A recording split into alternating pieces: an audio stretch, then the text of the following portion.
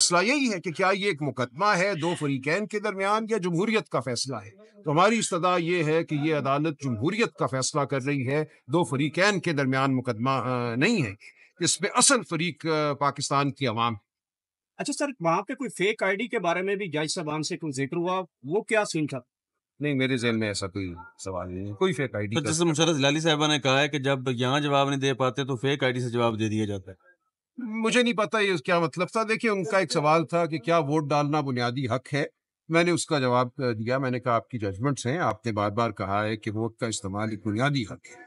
تو اس کے جواب میں انہوں نے کامنٹ کیا کہ میرا جو سوال تھا اس پہ شاید سوشل میڈیا میں کوئی بد لحاظی کی گئی ہے، لیکن میرے علم میں یہ بات نہیں ہے۔ سر، آپ نے سپریم کورٹ آف پاکستان کو بتایا تھا کہ جس طرح بچوں کو گرفتار کیا گیا اور ان کو جیلوں میں رکھا گیا، تو سپریم کورٹ آف پاکستان کے جسٹس سینئر جسٹس انہوں نے کہا کہ ہم اس سے لا علم ہیں، تو سپریم کورٹ آف پاکستان کے حالات سے اتنے لا علم کیسے ہو سکتے ہیں؟ دیکھیے، میں کیا کہہ سکتا ہوں، ہماری تو خیر ہیں ججمنٹیں کہ عدالت جوڈیشل نوٹس لیتی ہے چیزوں کا، لیکن کوئی نہیں، یہ بھی ایک تبادلہ تھا، ایسے تبادلے ہوتے ہیں بحث کے دوران۔ میں نے بتایا کہ جب الیکشن لڑا جا رہا تھا تو کیا حالات تھے، تو انہوں نے کہا کہ ہمارے سامنے تو ایسا کوئی معاملہ نہیں آیا۔ تو ظاہر ہے ہر ظلم جو ہے وہ اگر دفتر سرکار میں درج نہ ہو تو وہ پھر بھی ظلم ہی رہتا ہے، لیکن میں بات کو طول نہیں دینا چاہتا تھا۔ ہمارا مقصد تو یہی تھا کہ جو آئینی قانونی بات ہے، جو حوالے آئینی میں دینا چاہتا ہوں، جو ججمنٹس پڑھنا چاہتا ہوں، بات اس طرف مبذول ہو۔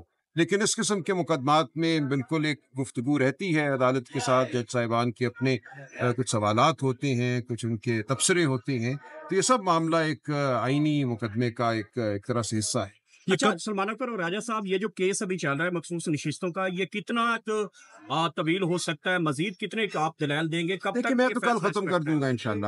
اس کے بعد اگلے ہفتے میں کوئی ریبٹل سرکار کی طرف سے آتا ہے، کیا ہوتا ہے، تو میرا اپنا یہ خیال ہے کہ یہ جو مہینہ ہے جون کا، اس کے دوران سماعت کم از کم مکمل ہو جائے گی۔ صدر ٹرمپ کی ملاقات ہوئی ہے آرمی چیف صاحب سے، کیا سمجھتے ہیں کیسی ملاقات دیکھتی ہے پاکستان تحریک انصاف اس ملاقات کو؟ سر، اس ملاقات کے بعد کیا آپ کا کیس کمزور نہیں ہو گیا؟ اگر ٹرمپ صاحب نے فیصلے کرنے ہیں ہمارے ملک کی عدالتوں کے لیے تو پھر میں کچھ نہیں کہہ سکتا، لیکن میرا نہیں خیال۔ دیکھیے، ہم عدالت میں آتے ہیں آئین اور قانون کا سہارا لے کر، آئین اور قانون کی بات کرتے ہیں، جمہوریت کی بات کرتے ہیں، انسانی حقوق کی بات کرتے ہیں، یہ ہم کرتے رہیں گے۔ باہر کیا ہوتا ہے،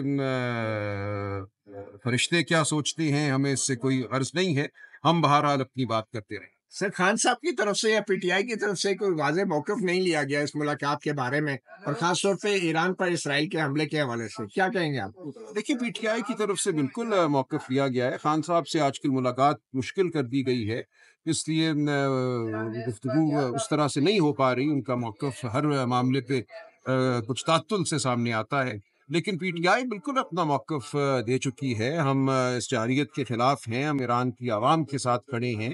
ایران کی حکومت ہم سمجھتے ہیں اس وقت ناجائز طور پر ایک حملے کی زد میں ہے، جو وہاں شہادتیں ہوئی ہیں۔ ہم ان شہادتوں کے حوالے سے افسوس کا اظہار کرتے ہیں اور مذمت کرتے ہیں جو بمباری کی گئی ہے، جو ایک جارحانہ عمل ہوا ہے۔